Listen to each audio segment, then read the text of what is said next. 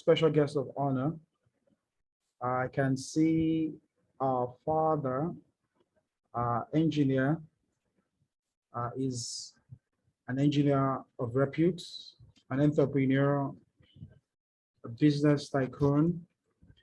Presently, he is the SSA, the Senior Special Advisor on Science Tech to the Governor of Lagos State.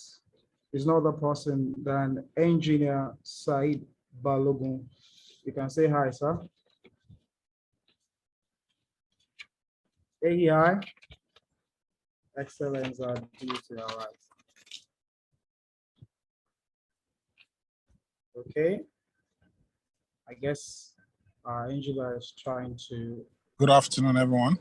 Yeah. Good afternoon, sir. Thank you, sir. You're welcome, sir. You're welcome. Thank you. All right, sir.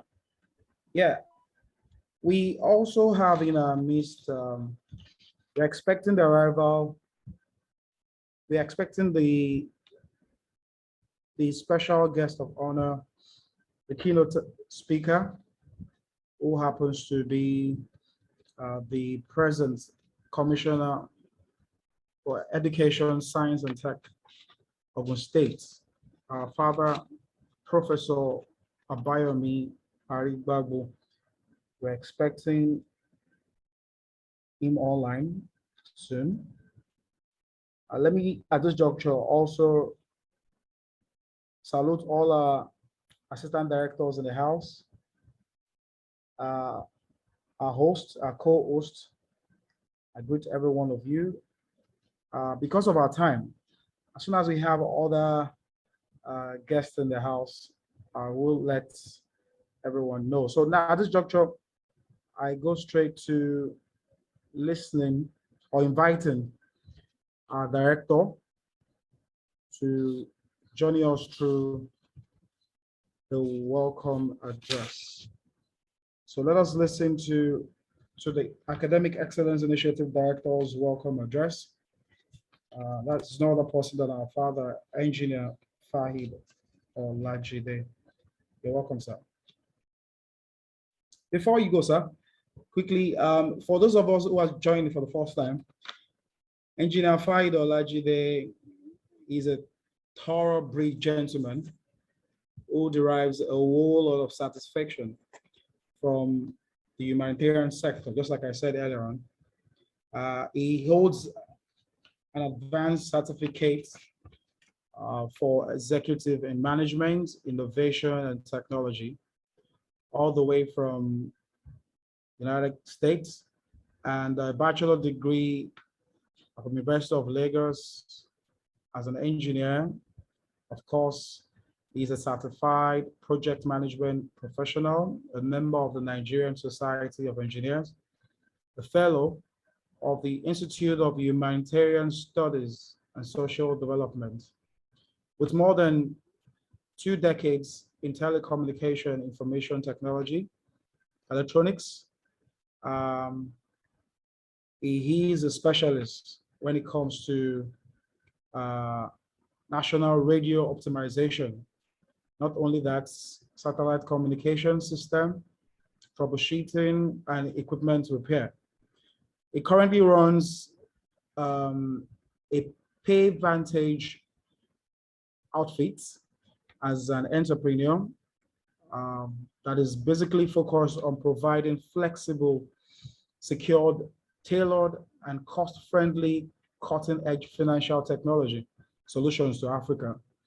Within the social responsibility sphere, he is also the co-founder of Endow Africa, a foundation dedicated to nurturing the next generation of highly skilled technology graduates and startups from within African universities, and also the executive director. Presently, he is the executive director of Academic Excellence Initiative, a non-governmental organization dedicated to fostering academic excellence in secondary schools and within secondary school students. So quickly, I hand over the invisible mic to our father, our director, to welcome us officially. Thank you very much, sir. Thank you very much, Lee Crown. I hope you can hear me. Yes, sir. Thank you very much. And I want to warmly welcome all the participants, our guests, and of course our heroes to today's program.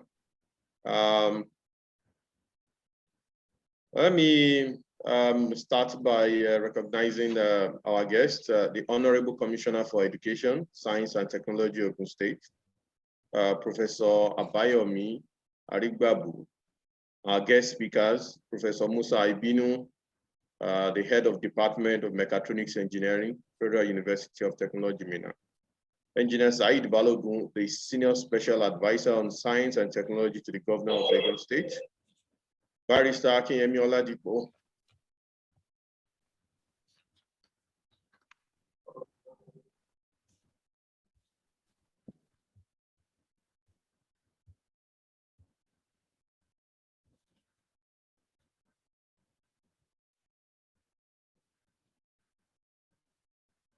Hello.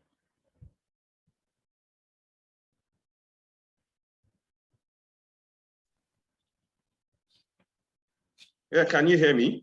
Yeah, we can. Yes, we can. Sir. Yeah. So, Barrister Akinyemi Oladipo, Mr. Adeniran Adelu, FCA, Engineer Abdulkudus Audu, Mr. Yusuf Adebowale, the project team, and all officials of AEI present, our eminent tutors and scholars. AEI, Excellence, RDG, All right. right. On behalf of the Academic Excellence Initiative, I welcome our honored guests, teachers, and students to this edition of the Youth Orientation Program. Without doubt, our world has undergone massive changes due to advancements in technology, ushering in a new era defined by such buzzwords and phrases as artificial intelligence, Internet of Things, blockchain, cryptocurrency, cloud computing, data analytics, Industry 4.0, robotic process automation, and an endless list of new words that has confirmed that we are living in a new world. This necessitates the need to prepare the most prized assets of great nations, the youth, of which Nigeria is greatly endowed, towards this new era of human existence through education and enlightenment. Nigeria's greatest resource is its human potential, to which education is the investment required to polish and open up a new epoch in the history of our dear nation. The Academic Excellence Initiative is at the forefront of this quest to ensure optimal education as well as character development in our youths, preparing them for our new world and being the herald of a new Nigeria. Our numerous support programs, the subject clinics, debates and quiz competitions, seminars, learning circles, preparatory examinations, and our flagship annual events, the Youth Orientation Program and the AEI Awards Scholars Day. Along with the testimonials from trailblazing AEI ambassadors in our higher institutions, foreign universities, and some that have already bagged their doctorate degrees, bear witness to our continued pursuance of that lofty goal. This edition of the Youth Orientation Program seeks not to only enlighten on career prospects, but to also open the way to new possibilities to our nation's prized assets, our students. Trailblazing to success in our new world requires digital skills acquisition, fundamental to their survival and the achievement of their life goals as they move on to higher education. At our last AEI Scholars Awards event in 2021, we called on the government and our local institutions to rise up to the task of infusing Industry 4.0 and new technologies into our education curriculum, as well as in learning delivery. Seeing the Ogun State government combine education, science, and technology as closely knit under one administrator reassures that the goal can be met. We hereby convey our appreciation to our special guest of honor, the Honorable Commissioner for Education, Science and Technology, Professor Abayomi Arigbabu, for the continuous support we have received from the government, particularly the ministry under your stewardship, and also our other guests here present. As always, we again take the opportunity to sing the praises of our heroes, teachers. Thank you for your hard work at the front line of the struggle to safeguard the future of our dear nation.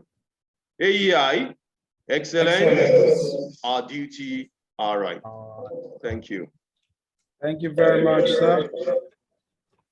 Can we appreciate our director with a round of applause for that wonderful welcome address?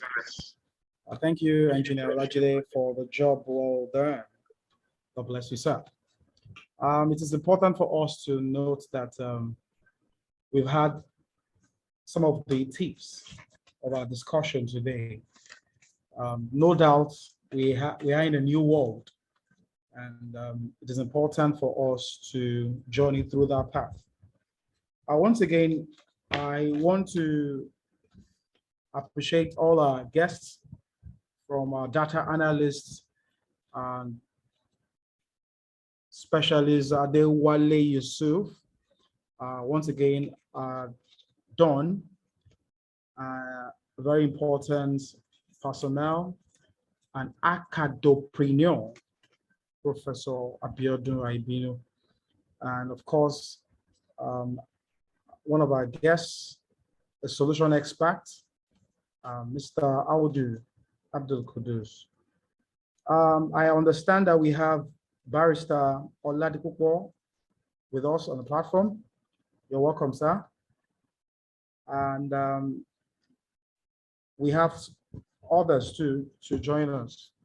So now, without further ado, we go straight to the business of today. I've been made to understand that we'll start off with the career talk. In the next few minutes, Barrister Safiullah Oladipupo will take us through the next program.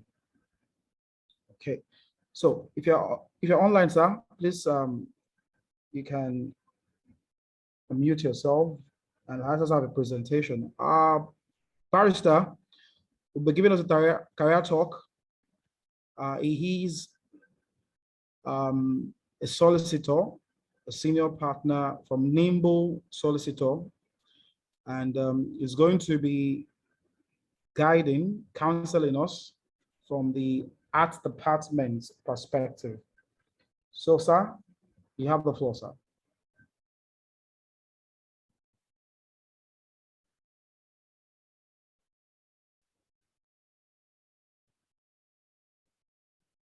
AEI, excellence, our duty. Our host, please kindly help. Okay, I think it's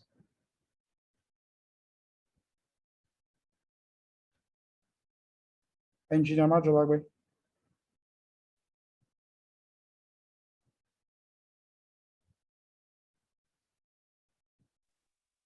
Apologies, I don't think he's currently online yet.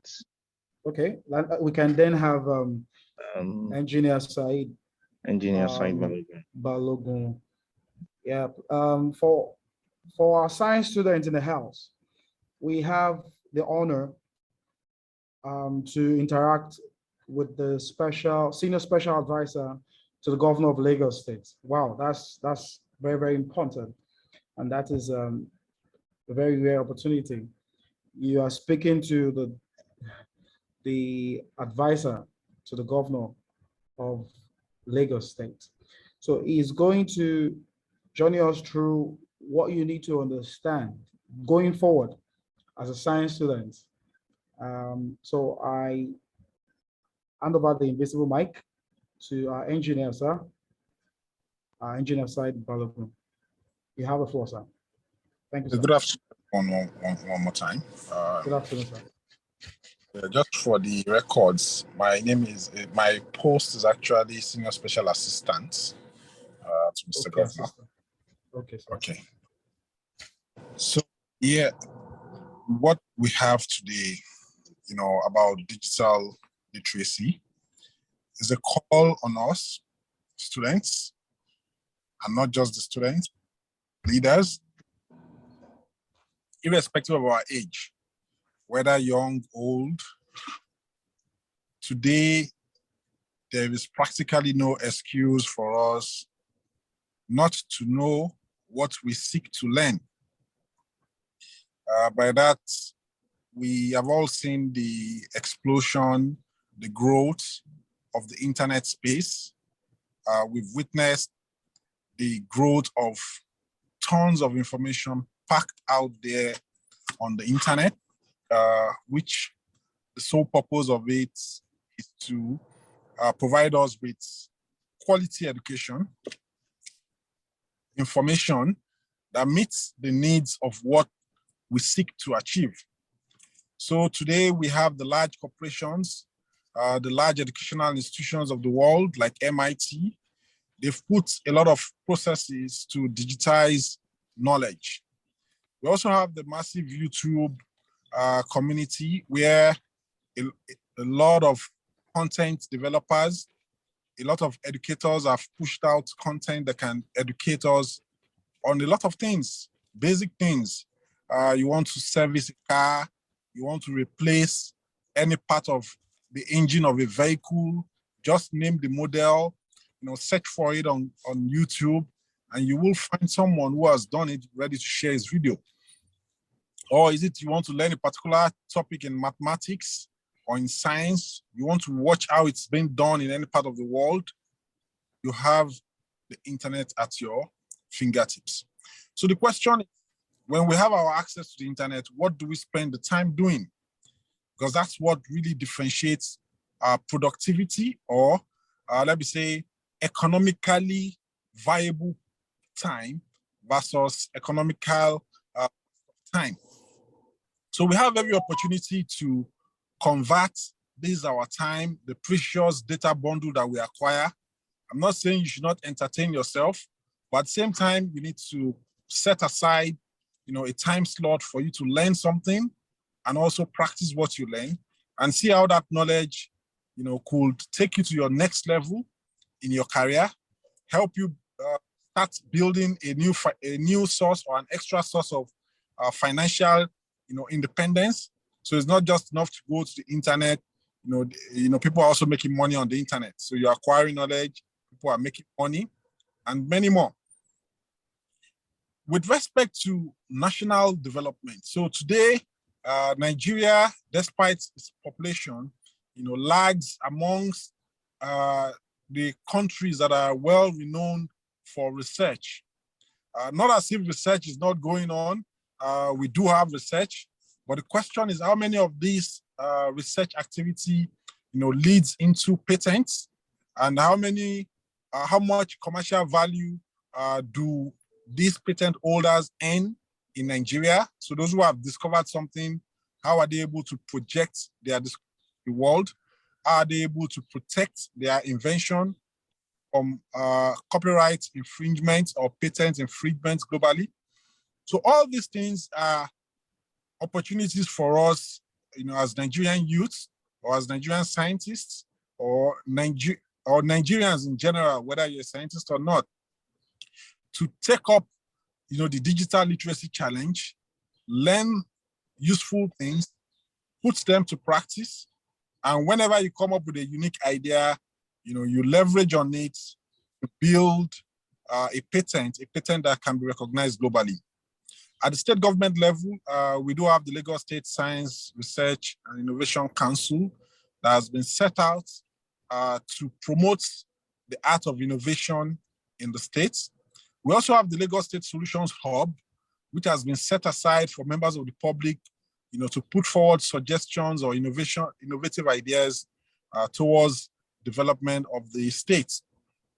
So, and these and many more opportunities are definitely available for us. And even where we think the opportunities available with the states is not enough, we have global companies. We have Google, we have Microsoft, we have Amazon, that's in the IT space. And we have even educational institutions ready to listen to your ideas. Professors are out there on LinkedIn. We can reach out to them, pitch our ideas to them. And who knows, if it makes the right connection with what they're looking for, then you could just be the next PhD scholar, finding yourself either within the shores of this country or outside the shores, taking part in a program or an activity that you would love to be a part of. So let's not limit ourselves. Let us expand our horizon. Let us put our time and energy into positive action. And of course, where we have leaders, we can always communicate with our leaders and mentor, to guide us so that we can always be on the right track. Thank you very much. I wish us all, a successful event. Thank you very much, our engineer. That's been a wonderful masterpiece from our father. You've had it all. Out of the explosion, the growth of the internet space, you can actually differentiate your productivity by being economically viable and valuable with the time you spend on the internet and what you get from the internet. You learn something every day from it. You practice what you learn, you teach what you practice, you develop more financial independence from what you learn. You provide solutions to the problems we have around us. And with that, you become a better person, you become more valuable, and you can achieve all this, just like you said, by not limiting yourself, expanding your horizon, and getting the right mentorship. Thank you very much, engineer. I understand also, please, if you have your question, you can start forwarding them so that we can manage our time. I understand that we also have on the platform our senior RPA solution experts, engineer Abdul Qudus Audu, we solution architects, yes. At the same time, we have our Chief Technology Officer, Mr. Kunle Bamidele. You're welcome, sir. You're welcome, sir. Thank you. Thank you so much. Good afternoon, everyone. Good afternoon. Good afternoon, everyone. Good afternoon. Thank you very much. Mr. Odusoya, please, you can forward your question so that we can compile them together and we pick them at a go. Yeah, now I have the opportunity quickly to call on Chief Technology Expert, Mr. Kunle Bamidele, to journey us through the essentials of robotics process automation. Because one of those things we are seeing all over the world as part of the 21st century skill is for us Mr. Audu. Okay, Mr. Audu. All right. Mr. Audu will take us through that. The Senior RPA Solution Architect from Pro ICE Limited is going to journey us through that. Robotics is one of the important skills that we must have in this 21st century, just like digital marketing, blockchain, augmented reality, artificial intelligence, among others. So our expert will take us through what we need to know about robotics process automation. So, sir, you have the floor, sir. Thank you, sir. Okay.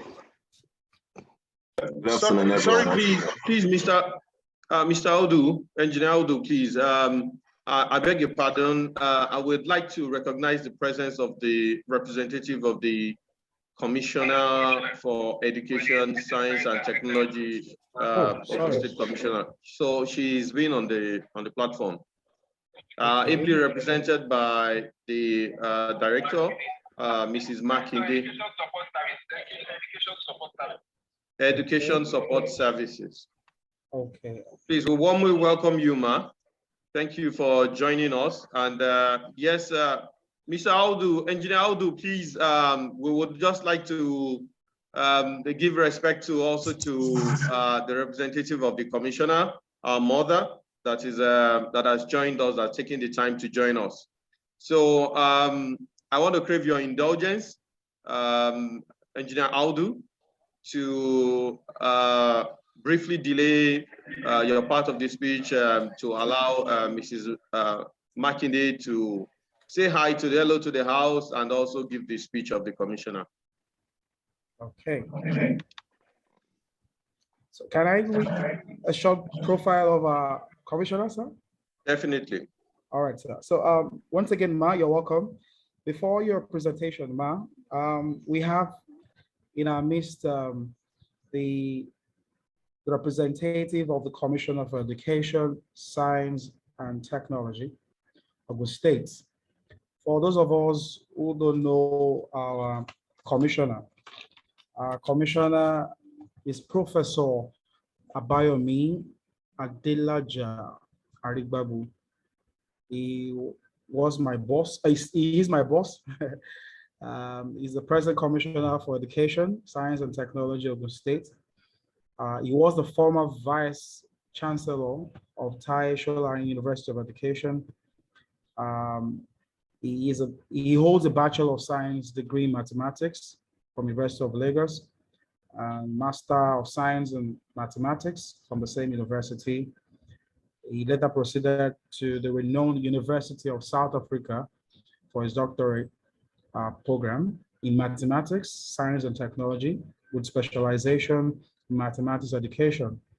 Professionally, he has been actively involved in strategic pedagogical planning for over 3 decades. He has also scored a lot of academic and scholarly publication, both nationally and internationally. He is an external examiner and assessor for doctoral thesis and postgraduate programs in universities in and outside Nigeria.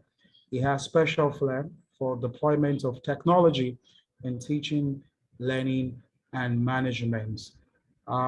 Father, Prof, is a renowned mathematician and a technology specialist.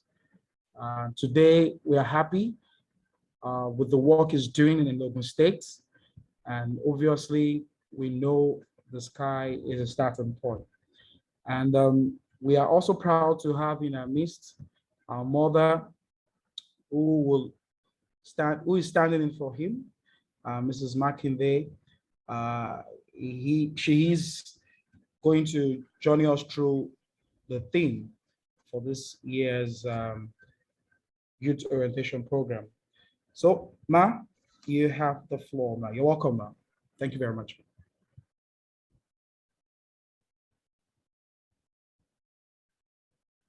You have the floor, Ma. Okay. Good afternoon, sir. Good afternoon, Ma. Thank you very much. The wonderful organizers. Good afternoon, sir. Good afternoon, Ma. You're welcome. I want to thank you very much, sir.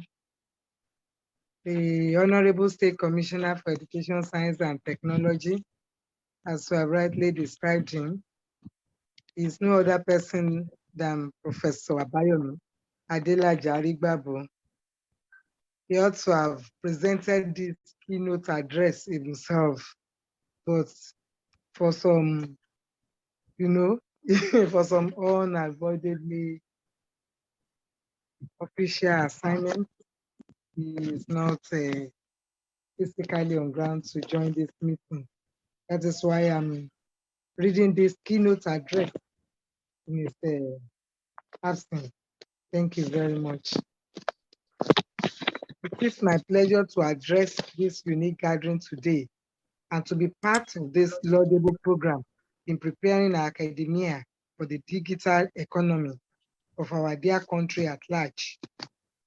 Permit me to acknowledge the thanks, the spirited efforts that have been put in by the management of this institution, which are clearly visible in the steady and upward transformation that has taken over the years. Obviously, the world has changed tremendously and things are quite different compared to the olden days. Technology and its advancements have greatly transformed the labor market as the economy has recognized technology as its driving force.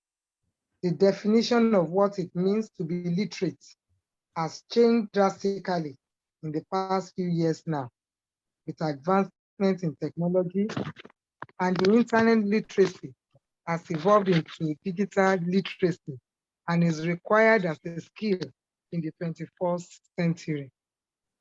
The advancement of technology and the internet's rising importance in our society has made digital literacy a required skill for everyone, both young and old.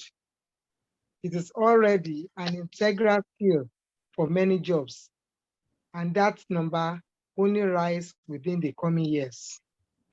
Distinguished guests, it is worthy to note that the era of mediocrity is fast fading away, and there is need for students to be producers, being able to navigate digital media text, and being able to fully utilize these resources.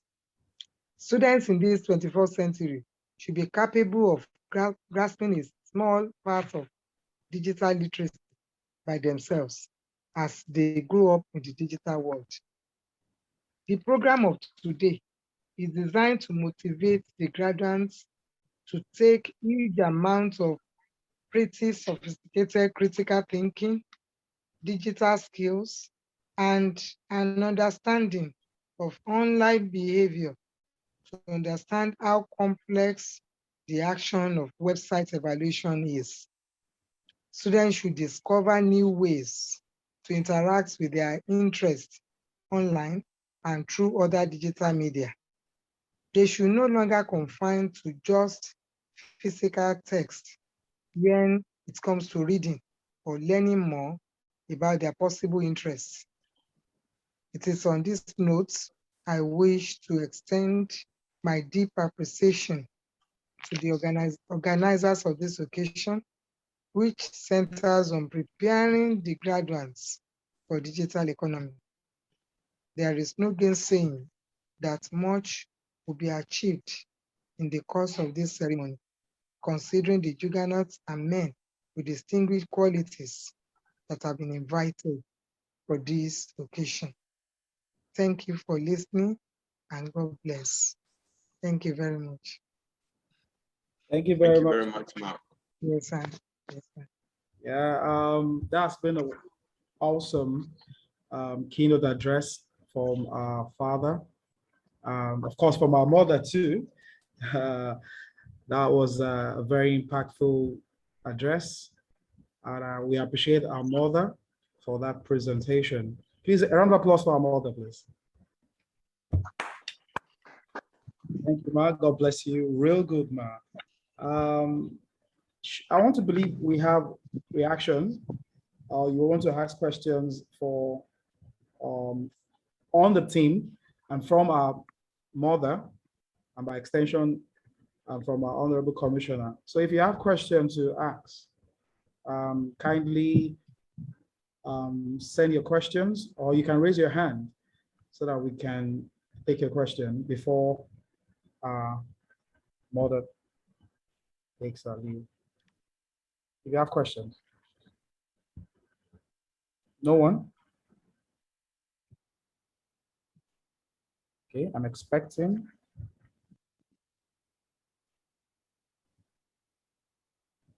We have been charged that our students need to be producers.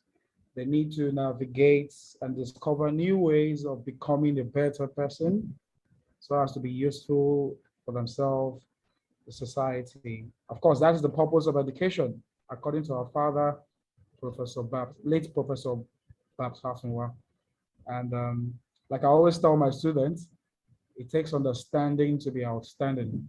So if you know how to use your tools, you will definitely become a better person. So Questions? I'm yet to see any question from the chat box. Okay, hopefully we are going to receive as we move on. Thank you very much, Ma. While doing that, while waiting for that, I want to once again express our thanks and our appreciation, our gratitude to our mother for taking time out to, and of course by extension to our dear commissioner for taking time to grace this occasion and to speak with the students. We believe from the beginning that your being here would further inspire the students and will make them commit more towards their future. Inadvertent, I mean, and that is exactly what we want in order to grow our nation, Nigeria. Thank you very much, Ma. Thank you, Director. Yes, while we wait for questions from our participants, our students, let me use this medium to invite Engineer Audu to join us through the essentials of robotics process automation. Our engineer, for those of us who are yet to know him, he is a graduate of electrical engineering from that unique university, Afed Babalola University. He is a certified UiPath Senior, UiPath RPA developer with expertise in Python and machine learning. He has over 3 years experience in delivering mobile and web application and has delivered process hyper automation with clients in financial services industry, gas and insurance sector, regulatory and commodity exchange sector. He has been involved in about 50 automation and till counting. He has a passion for reading books and exploring IT solutions and technology. So students, you have in our midst an icon of the engineering world and a solution provider. So, sir, you have the floor, sir. Hello, good afternoon once again. Good afternoon, sir. Good afternoon. Permit me to share my screen. So I'll walk you through my slide, yes. Yes, so technically RPA stands for Robotic Process Automation.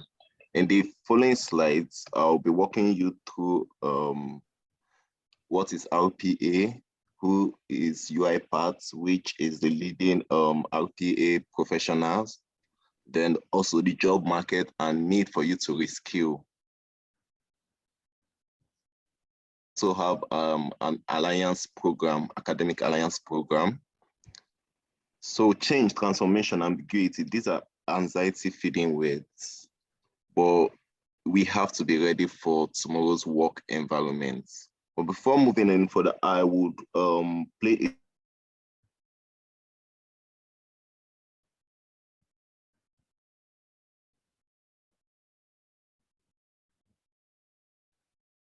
Which will walk you through the history of. Started a long time ago on a Monday, which was handy. For as long as history itself, the humans needed to work. They wanted to work, to grow things and create things and build things, to see what they were capable of, to stand at day's end and say, I did that, which felt pretty good. So they worked more, built more, and created more, and traveled to far-off places. And then someone suggested submitting expense reports for those far-off places. His name was Glenn, and he was well, you know. Anyway, the people kept getting better at work. They built better tools to work more efficiently. They built amazing machines to work faster. They built computers to work smarter. But still, they couldn't do enough work. Because during all that work to do more work, they had created work. And not the good kind. Not the let's sit around and come up with ideas kind. Not the, I can't wait to get to work so I can jump into a new project kind. The unpleasant kind. The drudge and data and admin and the doggone expense reports. So the humans had to work more at work they didn't like. That made them robotic. That didn't inspire. They had to postpone vacations. They had to miss family dinners. They were miffed. And then something happened. Someone had a really amazing idea. They came into work and said, stop working and start working. The humans thought she might have had wine at lunch, so she showed them a way to put the fun back into work, to waste less time doing the things they hated, to make more efficient the big tasks, to stop making the humans act like robots, and start teaching the robots to learn the humans. Not to replace people, but to free them. Even Glenn. Robots that learn you. Imagine the potential, like starting over, to help us remember again that work only really works when we're happy at it.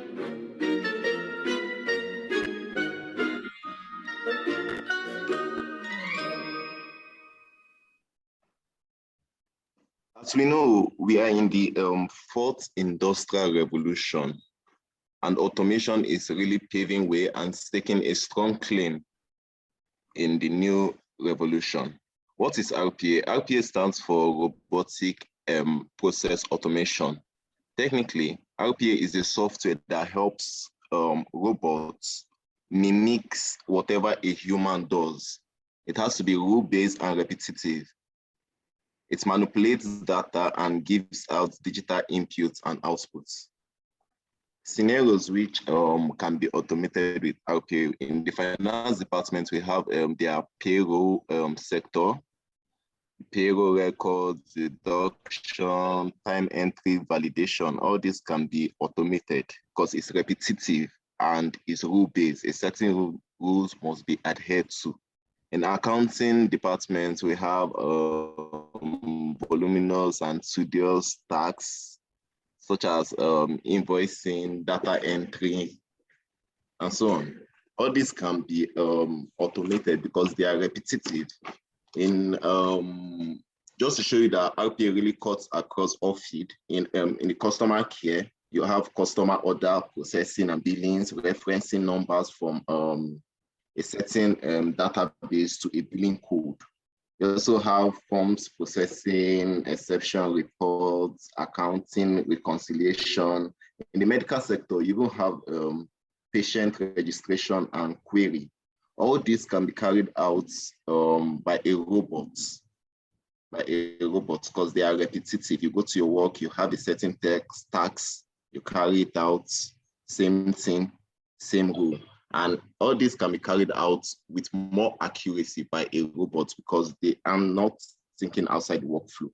It's just a certain workflow that, okay, follow this particular tunnel and carry out this particular task. So what can a robot do?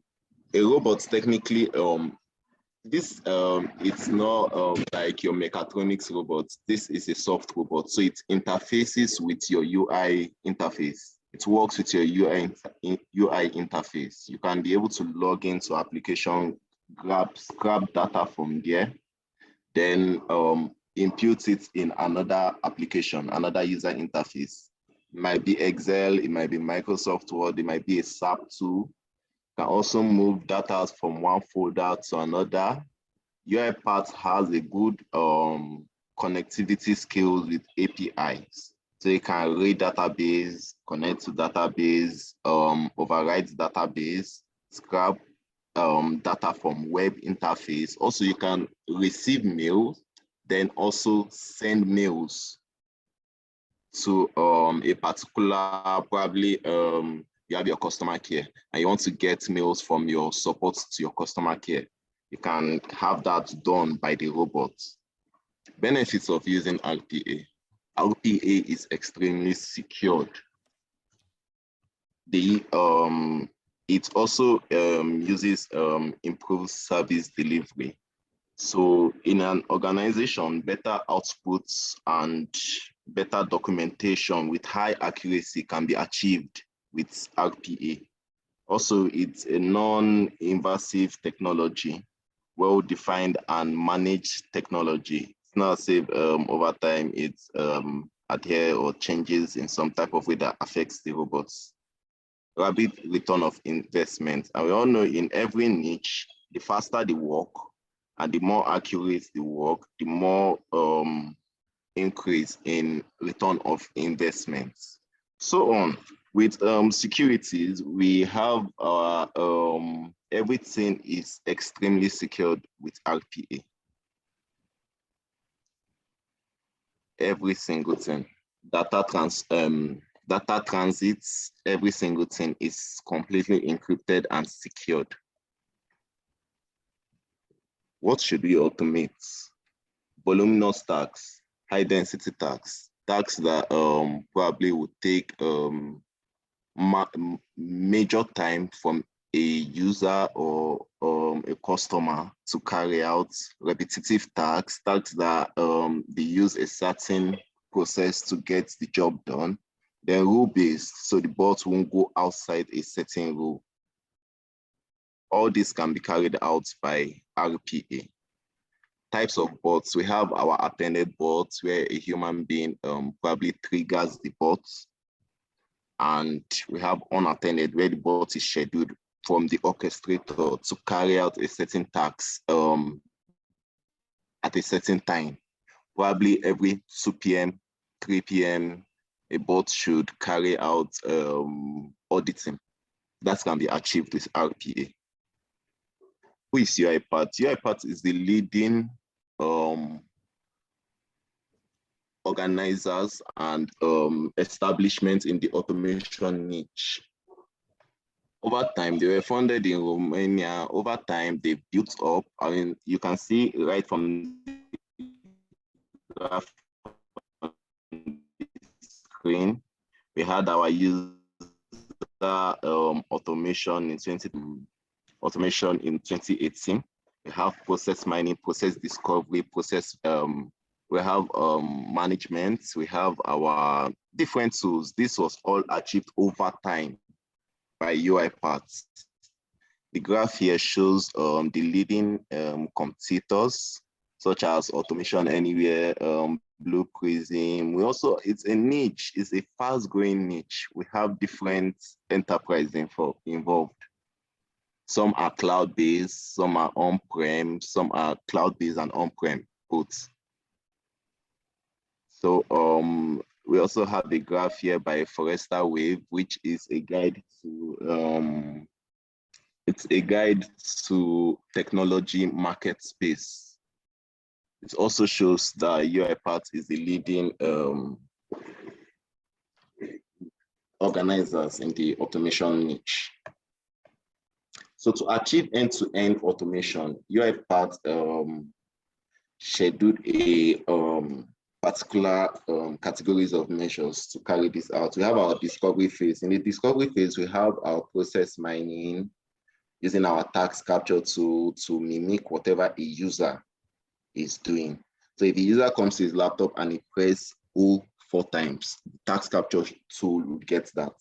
We also have our build where we have our studio. The workflow is being carried out under our build category. Then we have our manage category where we have our orchestrator to schedule and manage a bot. Then run, we have our bots, the attended and unattended bots. Why engage? We have different forms of triggering a bot, either through chat bots also, and some other means. Over here, you can see, yes, the tools we have under Discover. We have our automation hub. We have our task capture. Task capture is just a small tool. If you open it on your system, it will mimic whatever a user is doing and calculate the time and the amount of clicks and give you an output in probably Microsoft Word or PDF. We also have our process mining to know if the process is well fit for automation and it adheres to the guideline of automation.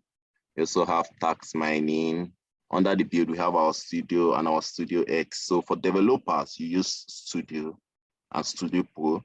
Then for starters, you can go with Studio X because it's a no-code based interface, which works and helps you build your automation experience over time. Then we have document understanding, we have our integration service, we have our marketplace where you can get created workflows to use or to test or to help yourself and engage yourself with whichever workflow you're working on. Then under our manager, we have our orchestrator where you can schedule a bot on this server, always turn up by 5 p.m. and carry out this particular task, or whenever an Excel sheet or a PDF drops on this mail or from this particular person, you should turn on the bots from orchestrator that can be achieved. We have our AI center, we have our task manager, then we have our data service. Also, we have our insights, which is used to monitor a process or a workflow which has already been implemented. So it shows you how your bot is functioning, when your bot is functioning, and you can see that because it's a graphical interface. Then we have our run. Under run, we have our robots and attended robots. So that's our unattended robots and our attended robots. Then also in Engage, we have our chatbots, we have our action center where if a bot gets, I wouldn't say stuck, but it needs your input on the next step to take. Probably there's a handwritten document and it can't see it well, something like that. You go to your action center and you pinpoint the bots that, okay, this way is written there. You have that under Engage. We have our UiPath assistant, which can be used to trigger a bot from your system, like a user interface. We have your apps also. Then moving on, this is a snippet of Studio X, no code base, easy to use. We also have a snippet of Studio, but to give you a feel of what automation is and how it works, I'll run a short demo.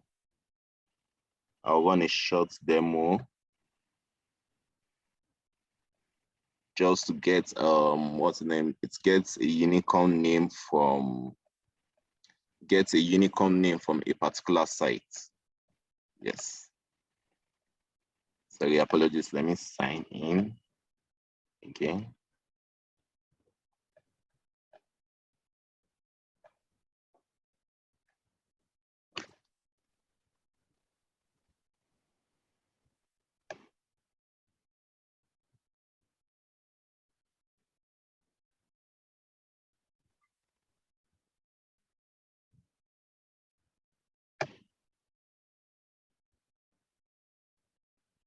Okay.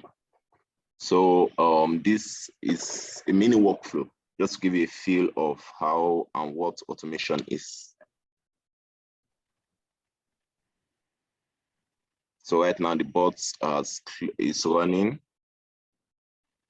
Okay, that's because Excel is opened. So this shouldn't be opened. Run again.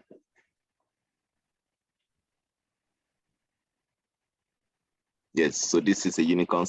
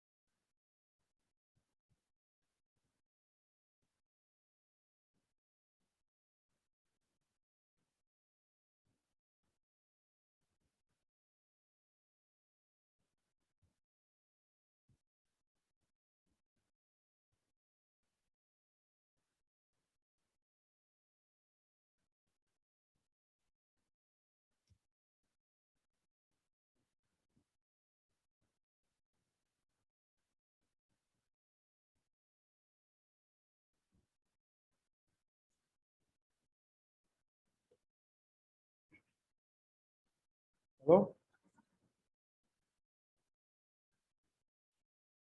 Engineer Aldo, are you still with us? Oh, I mean, apologies. I think maybe he lost his connection. Let me try and reach out to him. Apologies, please. Let me try and see. Sorry. But if there's any question, I can take it on his behalf while he's trying to get the screen back. Okay, Yes. thank you very much. So I think Okay, we I have, think there is a question for Mrs. McIntyre from Exactly. Sophia Solu. All right. So Sophia Soli, you can unmute yourself and ask a question. She already sent it on the chat too. You can check that. Okay. Okay, fine. Okay. I have here from Sophia Soli. How many hours can I use on the internet? I think that is for Engineer Said. Hello. I'm trying to. Hello. Okay, Mr. Kudus is Yes. back. Apologies. My network went off. It was bad. Oh. Continue, sir. Okay. Thank you. Yes. So this is the final outputs. Apologies. Did anybody get lost on the way before getting here? Yeah, Okay. following, sir. So okay.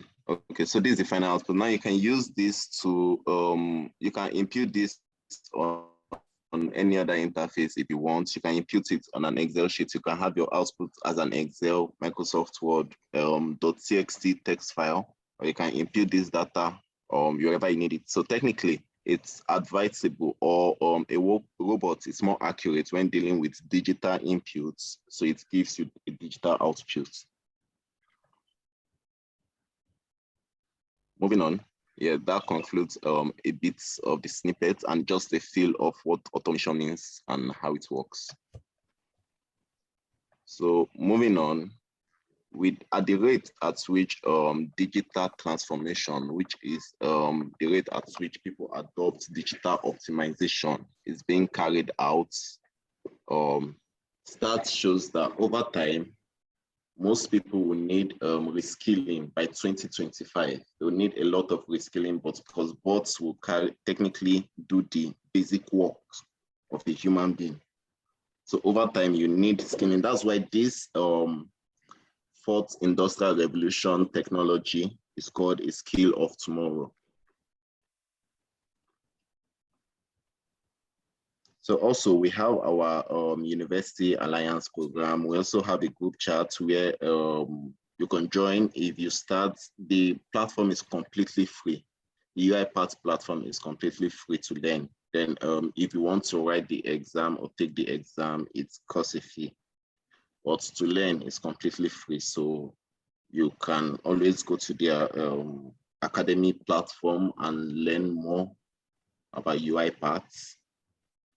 And also, if you want UiPath to be taught in your university and you want to be a teacher, there's also a process for that. You apply, get your partnership and pass some certain criteria for that. In Nigeria here, our University Alliance program is covered a lot actually. And we'd love to have AEI as part of this, users over here. Yes. Yes. This was covered in Nigeria and globally. Sorry? Okay. And globally, this is what our academic alliance program has been able to cover. So that being said, does anyone have any question or a scenario that you want to find out if it can be automated? You can also ask that. Okay, so thank you very much, sir. Thanks so much. We've had it all from our engineer, the power of RPA, talking about automation world is completely secured, provide solutions that are secured to boost your business, provide a solution to a lot of problems, boosting your return of investment. These are things that cut across all departments, whether you're in commercial department, science, or arts. As long as you have that additional skill, you can always fit into the world. Thank you, Engineer Kudus. So far, so good. Thank you so We much. have, Let me just put in a word to thank you, Lee Crown. Thank you, Engineer Abdul Kudus, and also a great many thanks to Engineer Kunle Bamidele, who has been silently supporting and silently working behind the scenes. Thank you very much for that. And yes, we are also in partnership with the Federal University of Mina on their artificial intelligence for clean energy. And we think that this is a really great opportunity also for the students to be able to learn from your experts and also acquire some skills that will really enrich their experience as they grow in their career.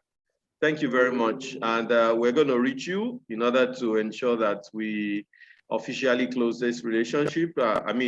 Officially kick off this relationship, and our students will be able to learn anytime. Thank you very much. all right. So, Engineer, we have two questions for you. Someone is asking, what is the usefulness of RPA? Another person is asking, how can one navigate the process of enrolling or the examination of becoming a certified robotic expert? Over to you, sir. Okay. So for the usefulness of RPA, we have your daily tasks. They are tedious and voluminous. There are some taxes. That's why I use the finance department, for example, because there are some tasks that you know that, okay, yes, every day you have to carry out, auditing you have to carry out, and it's the same digital inputs, digital outputs. A bot will help you carry that. Whichever software you have on your system, a bot can mimic you and operate that software. So it saves time, it saves cost, and it helps you focus your energy on other pending issues. Then for how to navigate the UiPath platform, I'll be sharing the academic link on this chat. I'll share that on the chat. It's self-explanatory. You just have to create an account and follow the courses. So, and also the way the platform works, the courses are arranged. So you can just start from starters and keep going. It will keep popping out and you select the needful course. So I'll be sharing the link on the chat.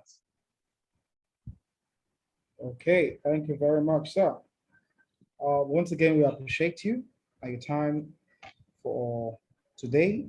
And we hope, just like the director said, to continue the rapport to bring out the best for our students. Yes, we equally have in our midst, just like I've been told, we have our,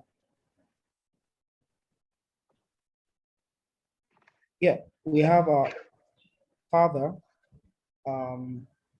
He's an accountant by excellence, a seasoned finance and accounting expert with over 18 years post-qualification experience, a graduate of accounting and finance, a fellow of Institute of Chartered Accountants of Nigeria, associate member, Chartered Institute of Taxation of Nigeria, and an associate of Association of Chartered and Certified Accountants, UK. He has Masters of Business Administration from Business School, Netherlands. He currently works with the General Electric as a Senior Financial Planning and Analysis, FP&A. He's a manager covering Sub-Saharan Africa. Prior to his working at General Electric, he has worked with different organizations among, we have Starcoms Limited, among others, as a treasury accountant. For our commercial student, you have in our midst here, a chartered accountant to journey us through our career. So the next few minutes is going to take us through how we need to develop our skills to meet up with the world, digital world. So over to you, sir. Mr. Adeniro Adelu, FCA, sir. Welcome, board, sir. Yeah, thanks, Mr. Moderator, and my distinguished audience. Permit me to stand on existing protocol, knowing fully well that I have a few minutes to just quickly share my thoughts with you, particularly with the commercial students in focus. I hope I'm audible enough. Yes, sir. Okay. So having said this, I congratulate you on the completion of your sojourn in secondary school. Knowing fully well that it wasn't having to spend 6 years in secondary school from GSS 1 through SS3. And hopefully, my expectation is that by now, you've all cleared your O level, which means that you have the minimum required 5 credits. Even if your case is such that you've not, you still have the time, you have the opportunity to right the wrong and make or take the necessary actions towards realizing your dream. What I need to share with you has to do with what are the key courses that are ahead of you as a commercial student. But before I go into that, I was fortunate to listen to the representative of the commissioner who clarified that digital knowledge, technology generally in this age helps you to navigate. It's an indispensable tool for whatever profession you've chosen to do. And I can recall vividly, that was 1997, when I was having my industrial attachment. My manager then informed me that, young man, be fully aware that the literates of this age will be the literates of years to come. Why? Because the act of reading and writing will be reduced to ability to operate a system that has come to stay, meaning that whatever you are choosing as a career, you can't be a novice. You can't claim to have zero knowledge as far as digital skill is concerned. So it's a skill that is meant to facilitate and be an enabler for whatever you've chosen to do in life. So my message there is that you've got to take it seriously. Next to that is that as far as a commercial student is concerned, you have a lot of opportunities ahead of you, but I will only give you few ones among those. And I'm counting only 9 courses, not in order of priority, but just to get you informed when we talk about commercial courses available to you as a student. And why you have to know this is because we've seen instances where students in secondary school, you put a question across to them. What do you plan to do? An average student does not know what he wants to do. For those who would know, they do not have valid reason. I've met a student who I asked, what do you want to study? He told me he wanted to study accounting. Why? He said he learned accountants are always rich. Come on. I said, that's not enough a reason to choose a profession. So having said that, the following are the 9 commercial courses I identified for you, which you can choose from. Number 1 is accounting and finance. I do not put accounting and finance first because I'm an accountant, but I believe that's one of the most popular as far as commercial students are concerned. Number 2 is banking and finance.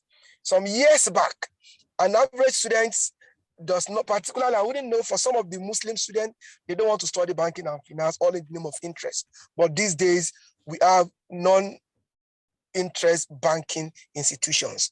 So as Muslim, as non-Muslim, Christian, whatever you are, another course you have is banking and finance. Next to that is business administration. Business administration. Next to that, which is number 4, is economics. Economics. Number 5 is public administration. Number 6 is marketing. Number 7 is insurance. Number 8 is actuarial science.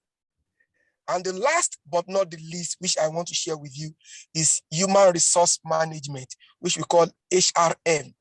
This course is on the borderline between humanity and commercial. So if you choose as a commercial student, you can choose to go for any of these 9 courses.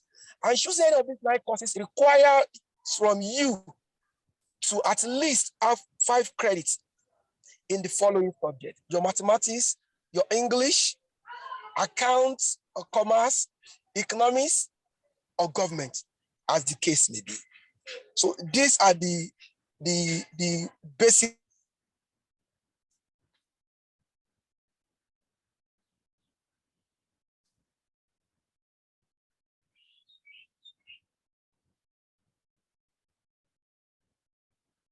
Hello, sir.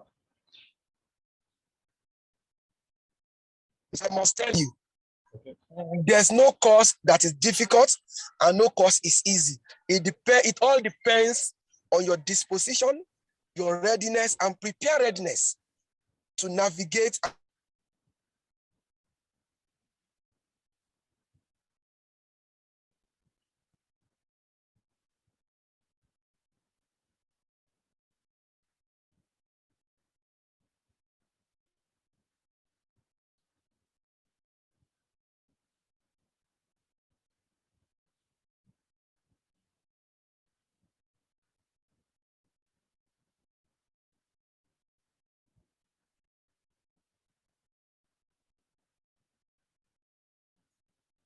I think we are having a network issues with our content.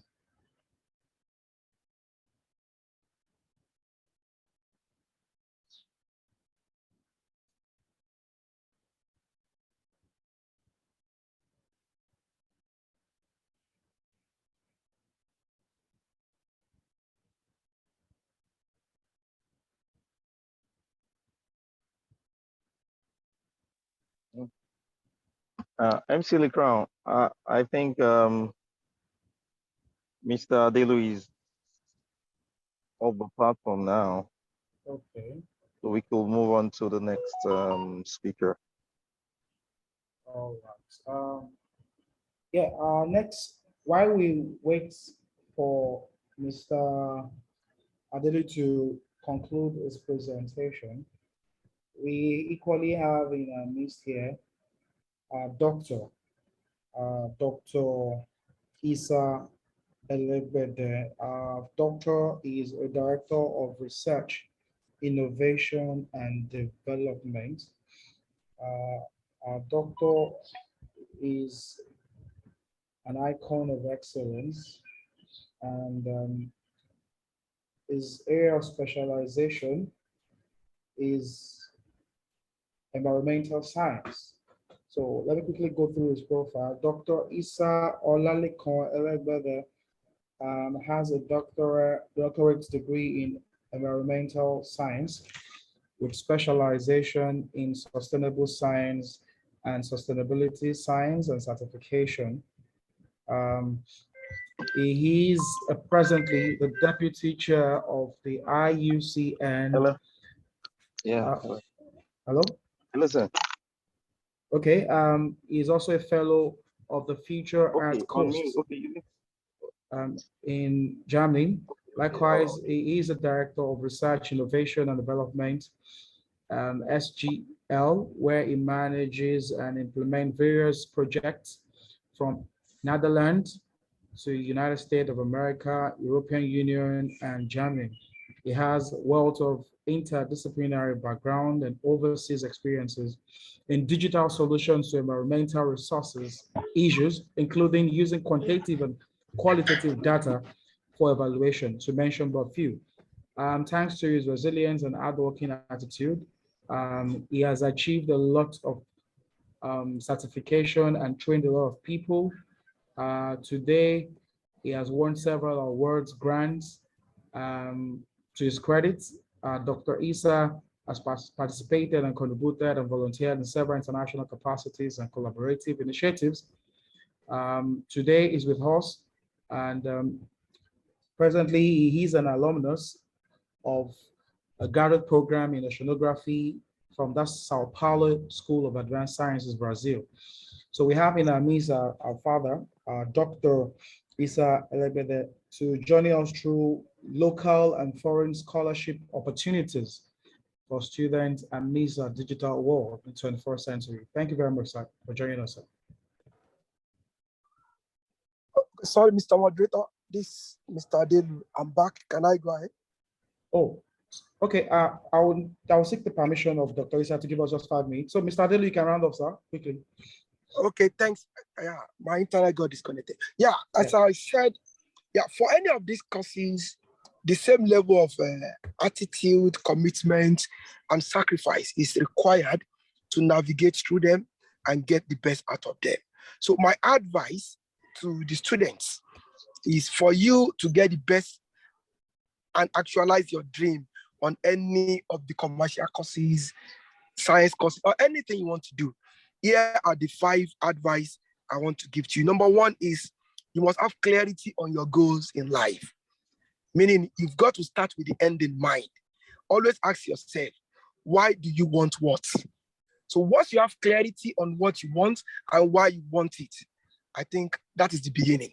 And that helps you to navigate quickly and clearly. That's number 1. Number 2 has to do with sacrifice and hard work. You must be ready and be willing to pay the price. Whatever you want comes at a cost. So as long as you are ready to pay the price for what you've chosen as a course or your career, then the price awaits you. Only those students that are not ready to pay the price will never win the prize. The first prize being PRICE and the second prize being PRIZE.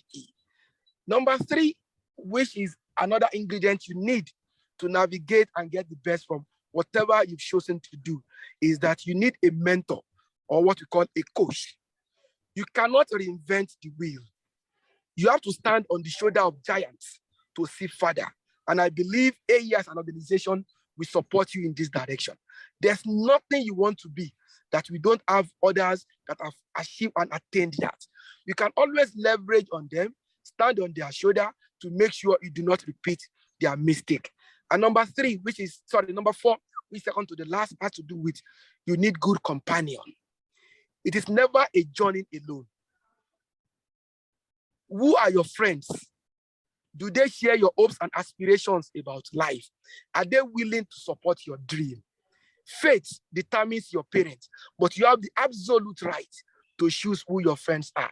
So if you do not choose the right people as companion to move with, then you can always forget about your dream. So my advice there is that you must always choose individuals that are serious, that are focused, and are ready to support your dreams in life as your friend. And the last but not the least is that you must always seek divine support. You need God to balance the equation.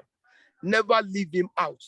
Even after putting in place the first 4 items or factors that I mentioned, you always need that divine intervention to see you through, to navigate your dream and make your dream come or become a reality. These are my few advice for you. And I hope at the end of the day, in the next few years, we have cause to celebrate you as great and accomplished professionals in Nigeria and beyond. Thanks for the opportunity and thanks for your rapt attention. Thank you very much, Mr. Adeniro Adelu Mutu, Chartered Accountant, for, of course, letting us know what you can do as student and most especially as commercial student. Someone earlier asked on the platform, is this discussion only for science students? And you've had it or you've seen it, that is a balanced presentation. We have discussion cutting across all departments, science departments, commercial and other departments. Yes, sorry to hold you on, sir. Doctor, I want to believe you are still with us, Doctor. So you have the floor. Those of us asking questions and raising our hands, they are going to be permitted as we move on because of our time. We are trying to manage the time. Dr. Isa, please, you have the floor, sir. Yes. Yeah, I'm with you, yeah. Thank you, sir. Okay, our doctor is sharing the screen.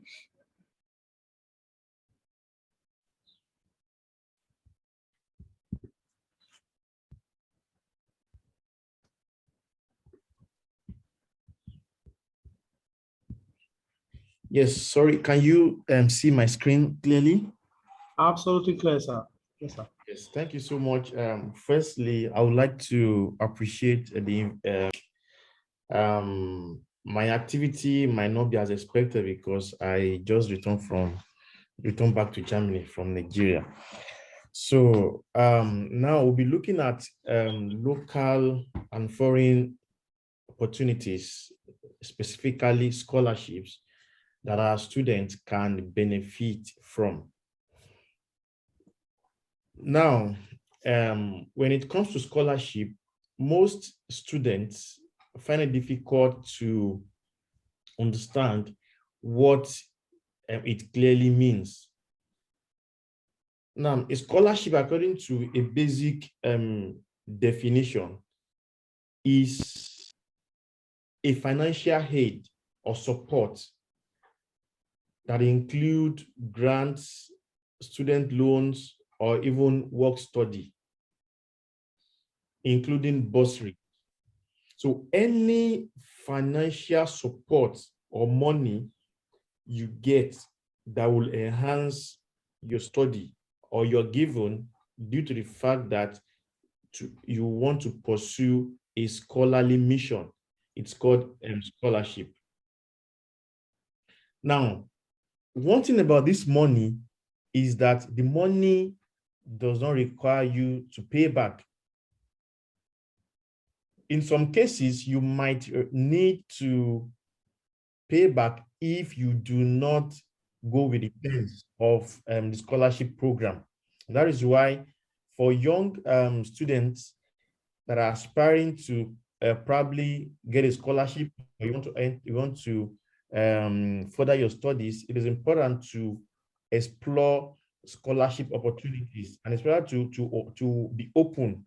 Like the topic is for local and foreign scholarships. Now, there's need to differentiate between scholarships and grants. However, both are somehow related. Now, scholarships are financial support that are given based on various factors. One of them is merit, and could be because of probably your talent. And some scholarships as well can be given based on ancestral background or origin. For example, we have in Nigeria, we have Lagos State scholarship. We also have, I think we have Otedola scholarship. We have some like that for Lagos indigenes. Then also, they mostly come from private organizations, universities, departments, even CBOs or religious groups. And apart from this, looking at grants are mainly given to tackle a problem. It could be research, it could be societal problem. And with grants, you need to document how you're going to spend the money. And mainly, grants are mainly from the universities or from even government organizations. Now, there are so many grants as well from non-governmental initiatives. However, we need to understand that both of them require need. You need to specify your need to get the money, and you can as well get both at the same time if you are eligible. Now, looking at the scholarship that exists, there are so many kinds of scholarship that exist. Because of this meeting or this program, I would like to just highlight about 5. One of them is we have need-based scholarships. So this kind of scholarships is mainly given to individuals based on financial need. they do not really consider you to be a first class or to be to have A1 to have A1 throughout in your WAEC. It's basically you to show that you are financially incapable. Then secondly, we have the merit-based scholarship. This is mainly tailored towards academic excellence. You need to show that you have some level of academic excellence. If you're going for an undergraduate program, you need to show that you can, you have that capacity and you have that scholarly attributes. Then for community service scholarship, these are mostly given by NGOs for you to support your mission towards achieving your academic dream. Then we have athletic scholarship. This is not usually entrenched in other parts of the country. However, it's more in North America. Then we have hobbies and extracurricular activities, same as well in North America. Now, I need a scholarship. I want to go to a university. How do I get a scholarship? I can say, like my brother, my senior brother, Brother Mutiu said, the journey begins now. Number one is you need to choose a mentor.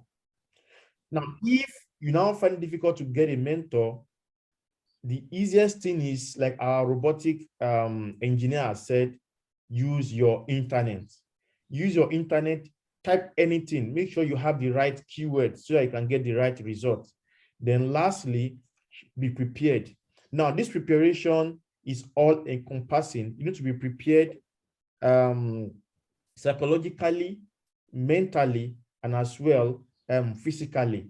And to get some scholarships, you need to have some probably little financial basis, because some might require you to have some exams, for example, IELTS or probably GRE. So you need some money.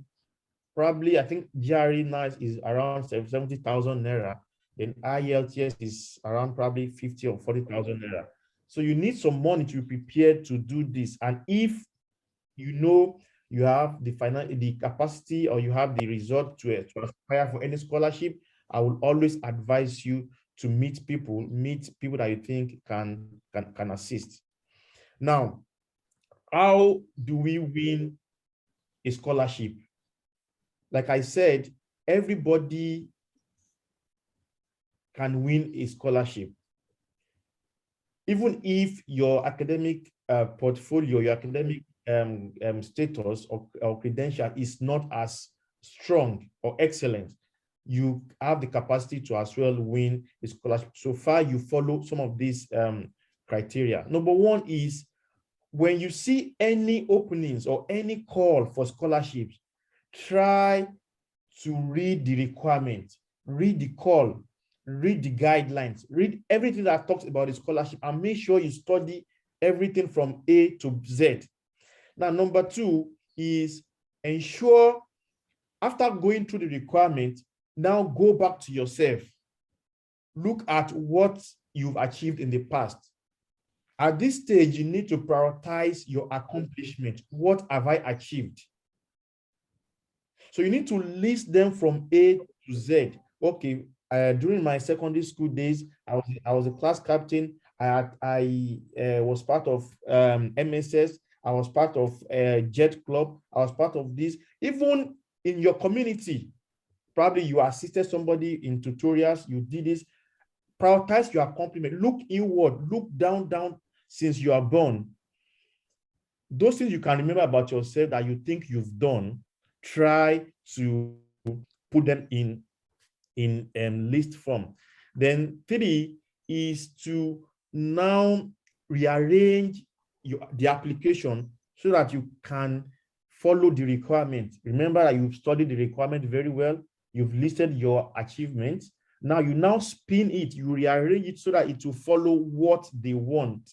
And one thing you should know as an applicant is that you should always think like a judge. Think as if, okay, this is what they want. What if I put this so that it will answer the questions asked by the body. Then also think as well in line that already know that you have competitors. So it's a game.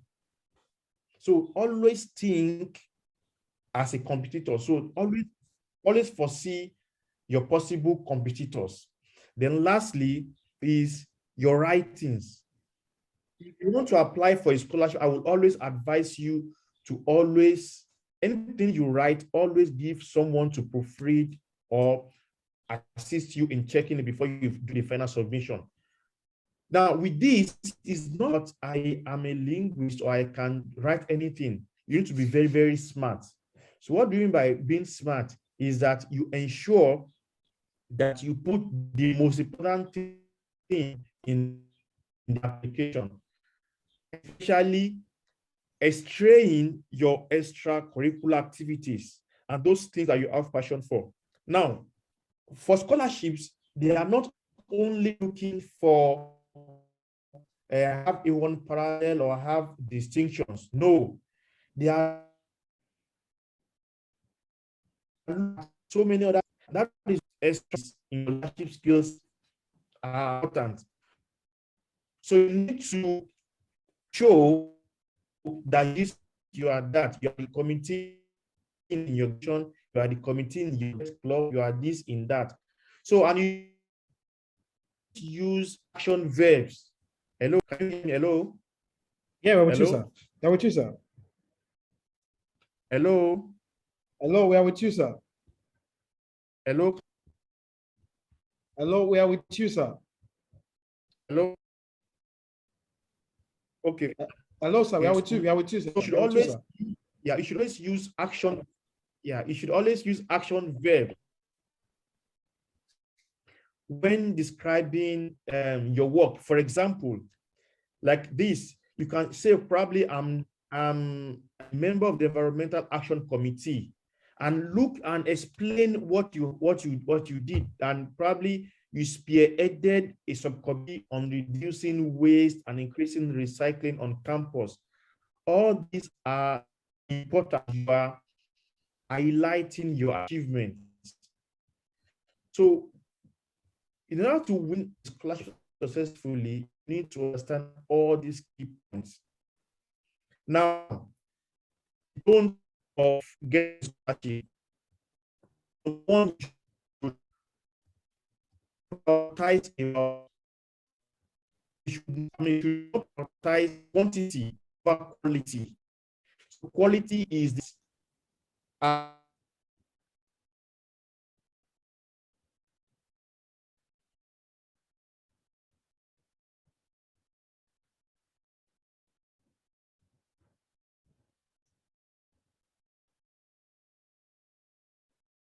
So can you hear me? Hello?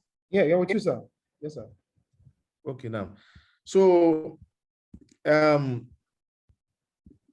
of the don't is that we should prioritize quality. Now, don't stretch the truth. It is important that you should try to be concise. And when, for example, majority of the scholarship will always give you requirement that probably don't write more than 2,000 words. Don't say because I want, or probably more than one page. Don't say because I want to write a lot, you now squeeze or you reduce the font of the writings. It's always good to always follow the instructions, including making the writings to be legible. Now, if you now think you don't have anything to say, it's better to stop writing and leave it blank like that.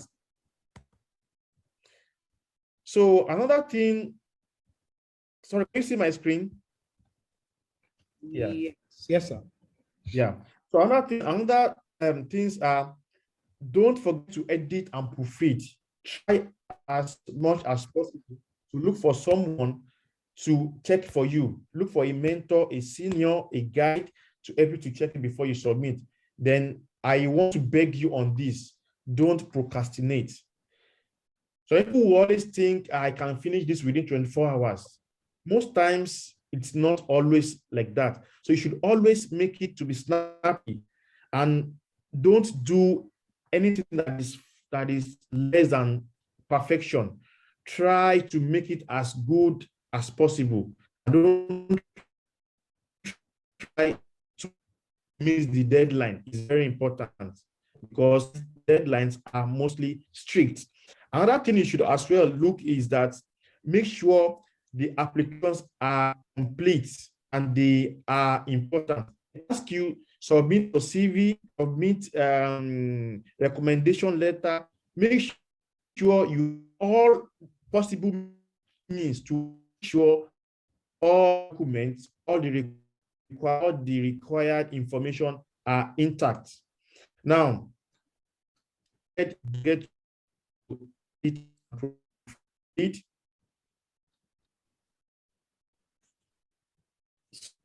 So now that, so you should always our mission go.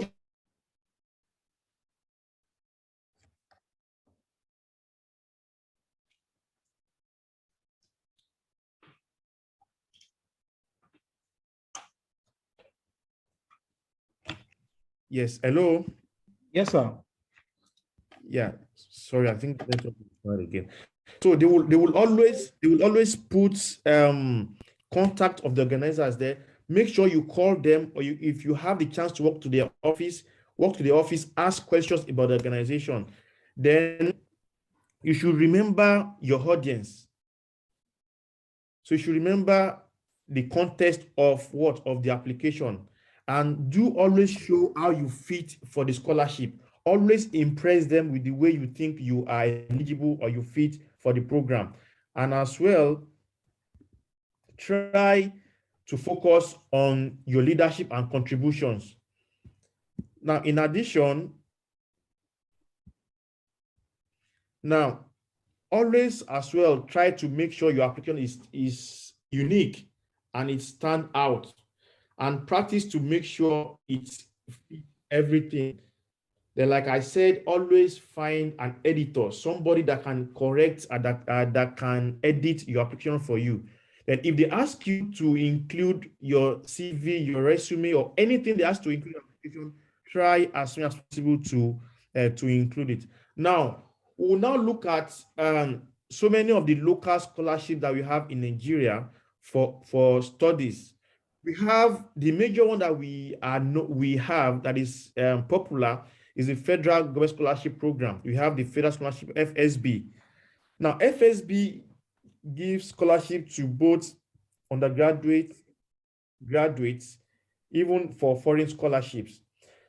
We have state government scholarship as well. Like we have Lagos State Scholarship Board, we have Ondo State, also PADEC, we have Borno State. We also have non-governmental scholarship programs like NNPC, Agbami, and we have like Otedola. So there are so many scholarships that you can benefit, and so many beneficiaries are celebrating in the country. Now, living in Nigeria now, looking at foreign opportunities, scholarship abroad, there are 1,001 opportunities you can explore outside the country. A lot of destinations you can get. And like I said, some people might think because I have A1 throughout, or because I have distinction, it is possible for me, it is easy for me to get scholarship. No. Apart from getting those requirements, because I mentioned that there could be different types of scholarships. Some could be needs, merit, and the rest. You need to always highlight and study the requirements to know if you are eligible, and also to know if what you have fits to what they want. Like you can see in the map, North America is always a place I will usually recommend prospective scholars to explore, because according to world ranking, they have one of the best universities in the world, and they have vast scholarship opportunities you can explore. You can see in Europe as well, then some in South Africa and other parts of the world. Now, looking at scholarships in North America, we have the Fulbright scholarship, which you can explore. So many Nigerians are getting and they are benefiting from this. We also have this, one of the prestigious ones. We have the Yale University, we have Princeton, we have Harvard. These are some of the screenshots from the scholarship you can explore. And apart from this, if you are a female, there are so many scholarships you can apply. There is a scholarship called Scholarship for Women in STEM. There's another one, American Association of University Women, AAU. It covers for undergraduates and graduates as well. Then we have this scholarship that I have here also that you can explore. And apart from this, apart from the US, we have Canada. We have the Vienna, Canada Graduate Scholarship. We have the University of Manitoba Scholarship. We have Peria Elliott. We have university in majorly all the universities in Canada that you can explore. Now, apart from Canada, let's look at Europe. Now, in Europe, countries, there are so many countries as well in Europe. I will always recommend you to explore DAAD scholarships. There are so many scholarships that Nigerians as well are benefiting. DAAD has an office in Nigeria. I think the office in Lagos is at Unilag. You can work there, you can ask, you can work up there and make findings on how can you apply. It's not a crime for you to get the contact of those people and contact them. Then we have the UK scholarship, the Chevini scholarship in the UK. Now, apart from this, we have scholarship from Holland you can explore. Then we have Erasmus Mundus scholarship. This, one of the unique things about this scholarship is that it's a mobility program.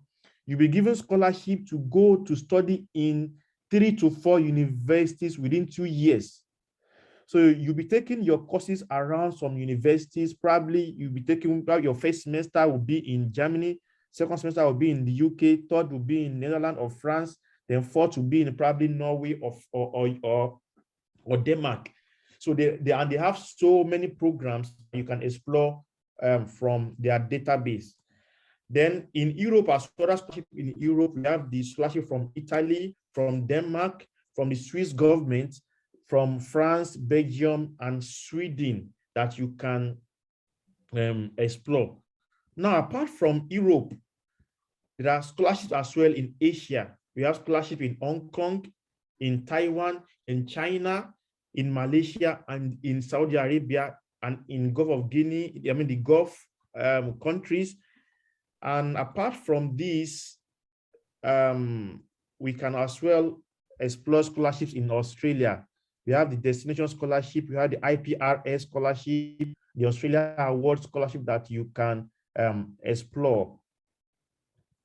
So in conclusion, scholarships are opportunities for you to benefit from your academic struggles. If you have struggled hard and if you have done a lot in the past, scholarships are like opportunities to gain what you've done in the past. And whatever your grade, either excellent grade or average, know that you can get it. Don't look down on yourself. Always be optimistic and always ensure that you seek for guide. The organizer of this program are there. You can always contact them if you need any support concerning getting opportunities. And I must tell the audience in this program that you can get it, and anything that will make you get it, just ensure you consult and you get the right mentorship. So on this note, I appreciate the organization of the program and thank you so much for inviting me. I hope we've learned a lot from the presentation. And if you have any question, I'm open to discuss and to respond to those questions. Thank you so much. Thank you very much, Doctor, for that wonderful presentation. In fact, I had to look myself. I had to, Doctor, my own question. Can I say apply? Definitely. Definitely. Okay. Definitely, I have to get all my papers ready with this understanding, just like he told us now, we can be outstanding and you will all get the scholarship to that dream countries of yours. So I've started receiving questions. Um, yes, okay, somebody's asking for the mobile number of Dr. Isa for scholarship, and no problem, you get that. You get that. I understand that we have a presentation on data analytics and an introduction to Power BI from our father, a data analyst, all the way from European world. Um, Precisely, I'm talking of no other person than um, data analyst Adewale Yusuf. Is going to join us through data analytics, an introduction to Power BI. Presently, you're going to be having this presentation. I understand that Engineer Majoragbe will be doing the connect now. So get back and enjoy his presentation. For those of us from the art department, yes, you're going to have your presentation, definitely. So we are not biased. We're going to balance everything. So Engineer Majoragbe, please kindly share the presentation from data analyst Adewale Yusuf. For those of us who don't know our data, let me quickly go through his profile. Our analyst is a man of repute. He is an engineer. At the same time, a specialist when it comes to data analysis and all that concerns data management. Okay, so you are going to enjoy his presentation, and I know definitely you have questions, not questions to ask him at the end. Yes,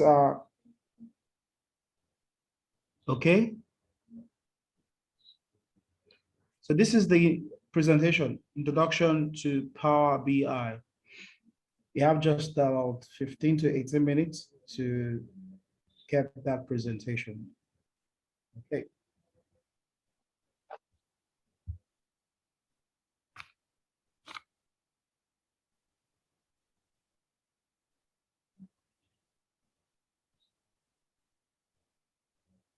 Yes, I've been told that we have our participants from all the way from Agege zones. Thank you very much. AEI, excellence our duty, all right. We have over 30 participants from Agege zone, Lagos State. Alimosho units, of course, thank you very much for your time. AEI, excellence our duty, all right. From Ikeja units, you are cited. Excellence our duty, all right. Yes, AEI, excellence our duty, all right. From Shagamu, from Ilorin, oh, all the way from Egba, Yewa, we have over 73 students and participants from Egba, Yewa. That's awesome. Ikorodu, you're all cited. Thank you for your time. Ilorin, yeah, thank you for your time. So we have a presentation coming up shortly.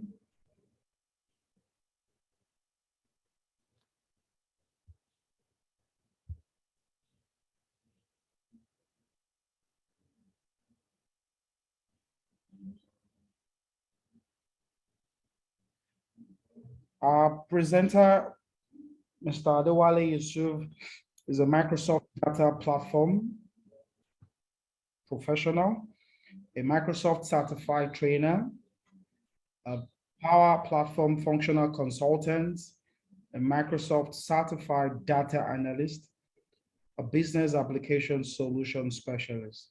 and at the moment is a trainer at the Brown Consulting in the UK. So we have his presentation. Okay, the link has been shared. Is a video of his presentation. We understand that is presently in a train and might be network issues. So yes, presented a video before this time. So please let us go through the video and enjoy the presentation. However, in the meantime, we are going to also have our Professor Abiodun Aibinu to also join us through artificial intelligence. So let us get prepped for that presentation from our prof on artificial intelligence for clean energy presentation. Thank you.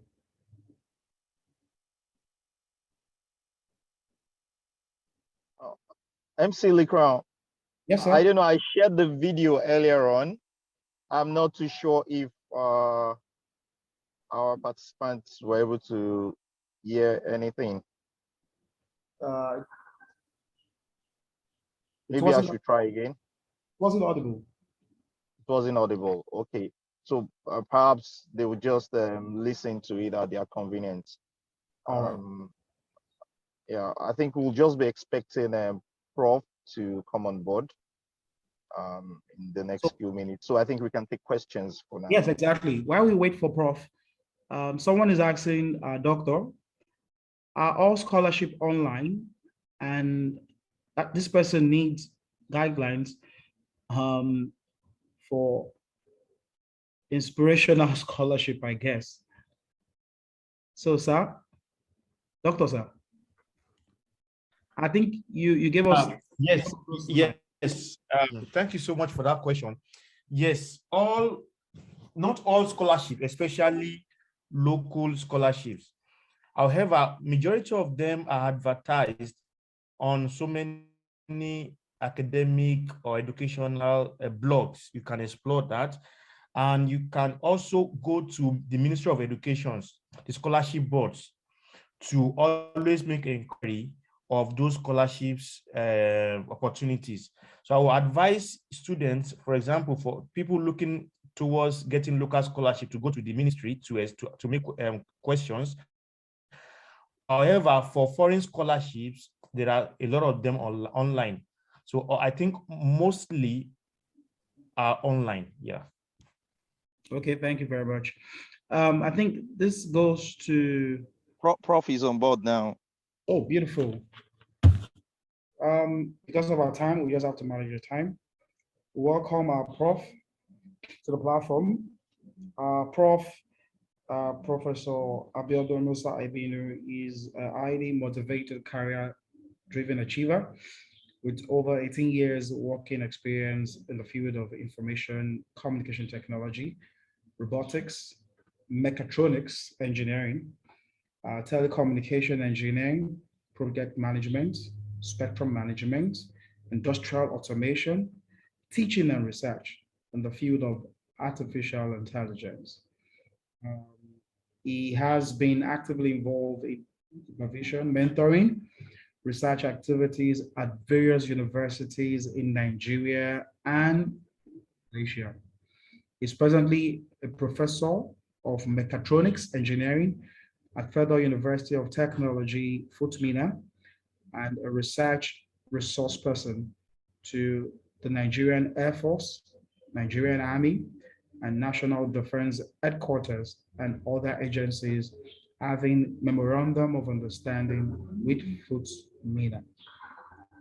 Prof has participated and won several academics and research awards at various international national exhibitions. And today, he is being celebrated all over the world, particularly in the field. His area of specialization, like I said, is borderless learning, spiritual intelligence, artificial intelligence, He is an acadopreneurship expert. He is into mechatronics and is presently the HOD Mechatronics Engineering Department, FUTMINA, and the Director Center for Open Distance and E-Learning, FUTMINA. Professor is a registered engineer with current and NSC, and such interests includes digital signal and image processing, instrumentation and measurement, intelligence system design, and artificial intelligence, with emphasis on artificial neural networks and genetic algorithm. So Prof will journey us through 5-10 minutes on the importance of artificial intelligence as an important skill for 21st century youth. Thank you, sir. You're welcome, sir. Thanks a lot for having me to this talk or for inviting me to this event. I'm very sorry just joining now. I've just finished one event. So how many minutes do you think I have? How many minutes are you allocating to me? This is 4:16 p.m. Yeah, because of your schedule and all that presentation, I think you can manage 15 minutes. 15 minutes. Sir. 15 minutes. Okay, fine. Thanks a lot. So good afternoon once again, everybody. So let us start this way. Let me share my screen so that you go, okay, fine, good.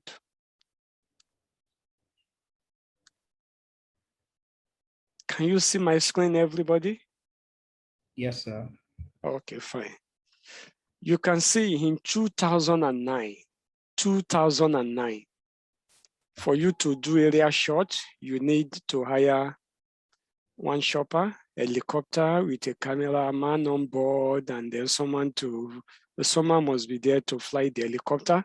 But within just 10 years, the whole episode changed to just the use of drone. Not only do you can do this one easily and at any time of the day. That is one of the things I will be discussing this afternoon. Let's look at another one. In 2009, for you to have a computer with 128 megabytes, it's like, wow. But in 2019 is another episode entirely. For some of us that are coordinating this event, whenever we see this, we just laugh. In 1984, for you to make a call, you need to go to one place and then you can't just have that call from the comfort of your house. But within 35 years, you can see what we are experiencing now. So also, a lot of things will be changing. So this afternoon, I will just be talking about some of those things we shall be witnessing within the next few years. Look at what we have on the screen now. How prepared are we for 2050? 2050 is how many years from now? You can type it on the chat. 2050 is how many years from now? We are in year 20 what? 2022. 2050 is just around 28 or 28 years from now. So how prepared are we for this? Within the last 20 years, all those items you are seeing on that in that first picture, there, you have them in just your mobile phone, your laptop, your mobile, your walkie-talkie, your wristwatch, your calculator, your organizer, all now in just your mobile phone. What do you think? What is the future of mobile phone, everybody? What do you think will be the future of mobile phone? That's part of what we shall be discussing this evening, the future. So let's understand this thing, everybody. What you are here to learn this, or what you have been learning since morning, is your road alone. Nobody will share it with you, and it's your road alone, and you may walk it all alone to yourself. So it is better you get prepared. So this afternoon, I will be talking about Industry 4.0, artificial intelligence and mechatronics. Artificial intelligence and mechatronics as part of Industry 4.0 technology. That's what I'll be sharing. So, but let's just look at evolution of mobile phone. For some of us that are just seeing this for the first time, this has been the evolution from a tabletop to walkie-talkie to the first generation, that what you can just do is just SMS. What you can just do is just SMS, that's text messaging. Then we move to Nokia 3310 or Nokia, which was around 1.5G. And now we are talking of 5G. And as I'm delivering this talk today, or this, we are talking about 6G. 6G. Though we are yet to start using 5G in Nigeria, but I can assure you that in the next few years, we shall be talking about 6G. So how prepared are you for this? And then also, this is also what you can look at as evolution of computer system. You can see how it transformed from big size memory machine to small and very fast machine. Not only the cost has drastically come down, you can see the speed and what it can do. So my question to some of us, which I want us to type on the chat, is how prepared are you or are we for Industry 4.0? And what is the future of mobile phone and what is the future of computer system? I want you to type, what do you think is the future of computer system? If you have an idea, just type it on the chat before we move on. The future of mobile phone and mobile computer system. Type it, let's see. Okay, nobody, yes, I am still waiting. What do you think will be the future of mobile phone? As of now, we are holding phones, we are moving it around. In the next 5-10 years, what do you think? What's your view? Okay. Anybody? Okay, for public and line, yes, that's good. The future is great and invisible. Okay, we might be talking about invisible mobile phone. I totally agree with you. We might be talking about invisible mobile phone or a mobile phone that is even smaller than your wristwatch. Yeah, please help us mute. Yes. Yes, hello, please. Okay, mobile phone will keep advancing and help us with all daily activities. Exactly. So that's part of what we shall be looking at this afternoon. And then this is also the evolution of man. And okay, yeah, BCI, brain computer intelligence. Yes. Yeah, please. The moderator should just help us mute those.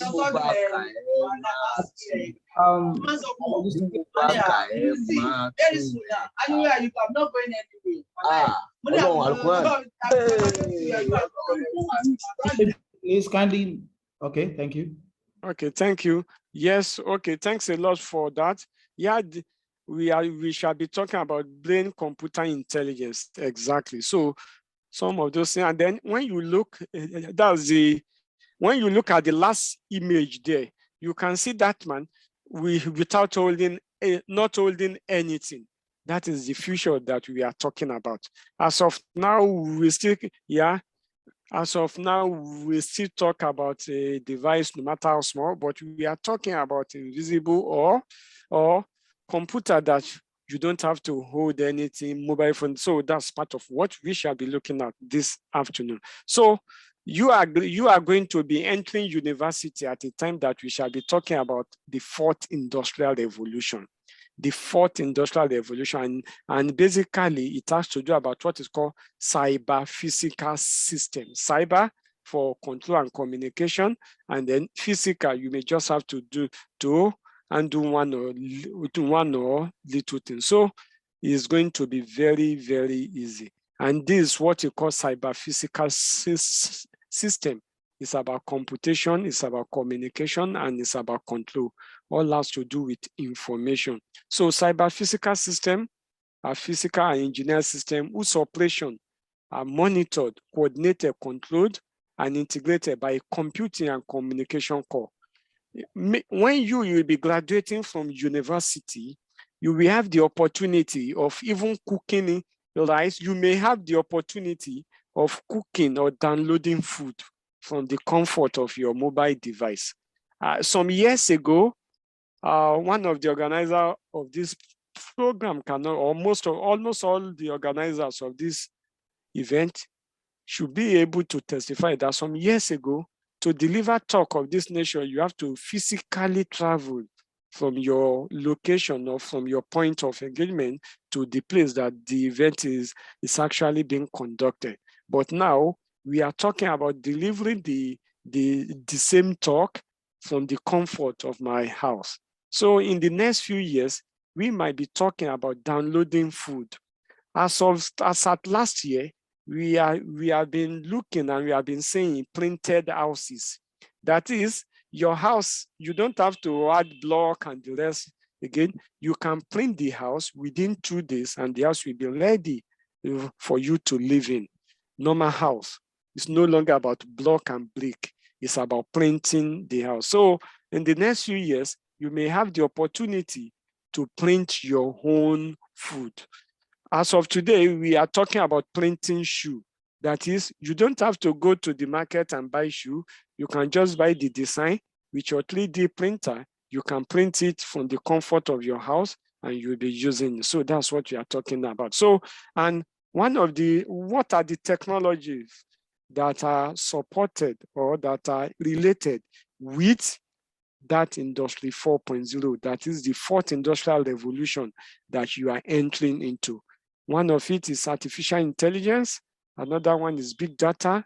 We have robotics or mechatronics. We have renewable or clean energy. We have smart city. We have blockchain. We have 3D printing. I have mentioned that. And then we have virtual and augmented reality, nanotechnology, IoT. IoT simply means Internet of what? Things. So these are some of the technologies that are going to be supporting Industry 4.0 and then, or the fourth industrial revolution.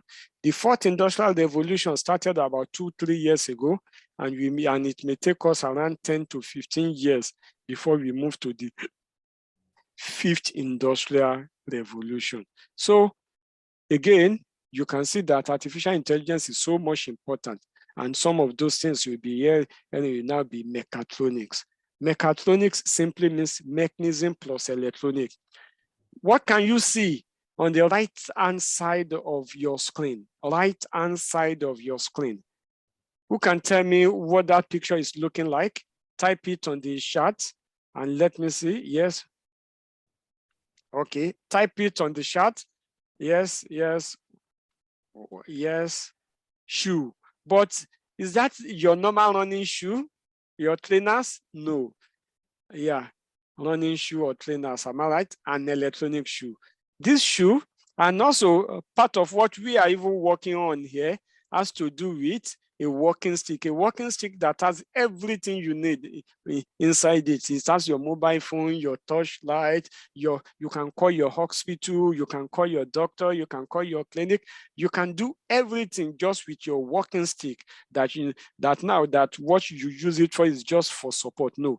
Also, this shoe is one of the shoes you'll be seeing in the nearest future. So, and what is going to be making all this thing to be possible is what you call artificial intelligence. What is artificial intelligence? Artificial intelligence is just, is the transfer of intelligence in man to machine. That is, we want our machine to be so much intelligent than us. That is, we want our digital computer or our robot to perform tasks that we, as of now, we are presently involved with. So that is what artificial intelligence is all about. That is the transfer of intelligence in man to machine. You can see the robot on your screen that is now the one reading all these X-ray, MRI, and less. So these are some areas of application of artificial intelligence. So a lot of things are going to be happening very soon in the field of artificial intelligence. There may not be military fighting war again. It may just be a robot fighting the insurgency, the terrorism, and the rescue operation. So these are some of the areas that you'll be meeting. So let me allow for question as of now regarding applications of AI or anything that I've mentioned that you think you want to seek clarification. I was told I have just 2 more minutes. So let me use that 2 minutes for your feedback. Thank you very much. Ask your question. Yes, if you have questions to ask our doc, kindly please signify, ask a question. And some of you have started sending your questions, and Doctor and other facilitators have started giving their responses. That's good. Thank you very much. So on artificial intelligence, if you have any question, please kindly do that. Okay. And if you need a soft copy of all the presentations so far, you can take down the number, place in the chat, contact the number 091-3637-0991 after the event for a soft copy presentation. Questions, please. Okay, I can see a question here that please, is AI a course? Yes, it actually depends. AI can be regarded as a course and can also be regarded as a program you can study or as a field that you can specialize in. It all depends on how you want to view it. It can be just like some of us will be going for computer engineering, mechanical engineering, mechatronics engineering. Also you can specialize and go for artificial intelligence as a program or as a field of study. Is it possible to make a machine to enter world? Yes, it is quite possible to see anything you can think of. Just be sure that it is possible to achieve it. That's why that's why it is coming to your brain. So once you think about it, then it is possible. How can I develop my robotic skill, or is it a course on its own? One, very easy.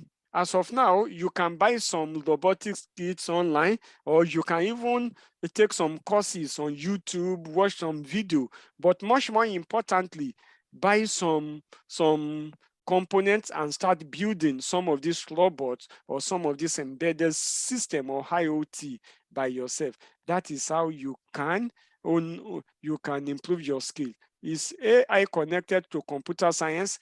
Yes, I will say yes, AI is connected to computer science, but AI is connected to everything. It's like asking, is computer only meant for those in computer science nowadays? No. Computer is now for everybody. So also, artificial intelligence is going to be the language all of us will be speaking, and we are already speaking that language. When you go to Jumia to shop online, after buying 1 or 2 things, it will be giving you advice. That is what you call a recommender system. So that's also part of AI. So AI is not only connected to computer science, but it's going to be the new norm, the new language all of us will be speaking in the next few months. I don't want to say yes because we are already speaking it now. Thank you. Prof. Yes, is mechanical engineering the same as mechatronics engineering? No. Mechatronics engineering is totally different from mechanical engineering. Mechatronics engineering has to do more with mechanism and artificial intelligence. Mechanism and artificial intelligence, or what you call mechanism and control. Mechanism and control, and you can have very good control from artificial intelligence. All right, thank you very much. At this juncture, because of our time, I'll quickly invite Dr. Mosaku Adekunle to give us a vote of thanks. I appreciate all our speakers. For those of us in the art department, I want to apologize. Our facilitator couldn't make it. I'm talking of Barrister Akinyemi Dipo, a senior partner and Mr. Ola Dipupo. Barrister Ola Dipupo, Safiullah, couldn't make the program today. There's definitely going to be another platform where we address issues. So I humbly invite Doctor, who is an assistant director of Academic Excellence Initiative, to give us a vote of thanks. I appreciate our commissioner and all guest speakers so far. Dr. Ahmed Adekunle is an expert in hydrography related issues within the context of geomatics engineering, with focus on marine geospatial data infrastructure, decision support concept with artificial intelligence integration, and is presently the Assistant Director of Academic Excellence Initiative. Sir, you have the floor.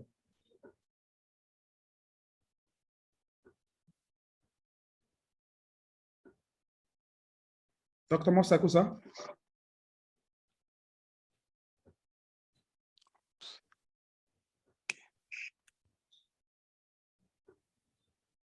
Is he still on mute? Dr. Mosaku, can you mute yourself, sir?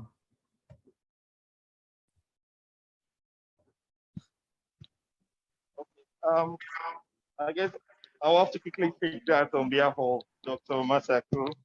Okay. He's currently unavoidably able to get his network. Firstly, I want to appreciate the Honorable Commissioner for Education, Science and Technology, Ogun State, Professor Abayomi Arigbabu. We thank him so much that he actually honored our invitation and has taken pain to get a very, very capable representative in person of Mrs. Makinde Bibi, the Deputy Director of the same ministry. We thank you so much, Ma, for the time to invest in these very young ones. We equally want to appreciate our very own professor of mechatronics, Professor Musa Haibino. At very short notice, he has been able to, gather all these loads of information that is actually beneficial for our students to be able to dive into the future, with a whole lot of confidence. We thank you so much, Prof. We'll be also appreciating you for the partnership you have given us with the artificial intelligence for clean energy. We'll look forward to, having a more beneficial collaboration with your department at Futminasa. We equally want to thank the Senior Special Assistant on Science and Technology to the Governor of Lagos State. He has been with us all through from the beginning till this very moment. Engineer Sahid Balogun. We thank you for that insightful presentation. We equally want to thank a very senior manager with GE Power, Mr. Adeniro Adelu, that has actually taken us through what is expected of every commercial student to look forward to. And of course, on the local and foreign scholarship, our Dr. Isaili Gode, CEO of Play Global, has been able to put our students through. And he didn't stop at that. He actually has a link sent on the platform for the students to continue to benefit from his wealth of experience in this area. I can assure you, he has been able to help loads of students to achieve greatness, to achieve their goals in life. To study internationally, and of course, gain the required scholarship to move this dream. We equally want to thank Mr. Yusuf Adewale. He had a very urgent call to be out of Lagos, and he was on the train. So he was skeptical about his network, and he still had to quickly do a 20-minute video this morning that we have sent on the Google Drive. So we thank you very much, Mr. Yusuf Adewale in absentia. And we equally want to thank the CTO of ProIC, Mr. Kunle Bamidele. He was definitely, right on ground with his colleague, Mr. Abdul Kudus Haudu, the Senior RPA Solution Architect of ProIC Limited. We want to thank you for actually putting the student through essentials of robotic process automation. I want to thank everyone that has been a part of this event for this year. This is actually the 2021 edition. So we thank all the students that have been here. You've really done so well. I mean, for you to actually, use your data to benefit yourself in a positive way is what AEI is really after. So we want to congratulate you. You have not used your data in the wrong area of life. So we want you to continue on that, to continue to use your data, your time, for very, very good and wonderful things that will propel you into the future. So on this note, we thank the organizers of this program once again, and all the leadership, the entire leadership of AEI, right from the executive director, Engineer Pai, or Lajide, and of course the Zoom host, Infonet, for doing a wonderful job. I will not leave without thanking our wonderful moderator, Mr. Lee Crown. Thank you and have a nice day. Bye. All right, thank you very much. Mr. Lee Crown, thank you very much to Engineer Majalagbe. We need to take all the questions because I can see all the questions that the students are asking. I think we need to document them so that we can also send them answers at their respective Zooms. So we need to come. And then for all the students that are at viewing centers, if they have questions that have not been answered, the coordinators at those viewing centers could just help us take down those questions, and we are going to ensure that the answers get back to them. Yes, we would share and find the recording and all of that. We would also get information to you. Thank you very much. Okay. What I was about saying. Then, sorry, 1 minute. I believe the link to the scholarship opportunity platform is right on the chat box. I mean, the students can actually join, and further questions will be asked through that platform, since that is the only link we have to the students. Thank you. Okay, sir. Thank you very much, sir. At this juncture, I want to thank everyone for your time and for giving me the opportunity to anchor this year's event. It has been a pleasurable one, and I hope to see every one of you next time. We are going to be having a wonderful youth orientation program. From this end, before we say our final byes, we're going to have our second stanza again of the national anthem. While we do this, we are wishing the Super Eagles of Nigeria best in their next game. I'll be coming up a few minutes from now. Second stanza, after the count of three. 1, 2, 3. Oh God, all creation,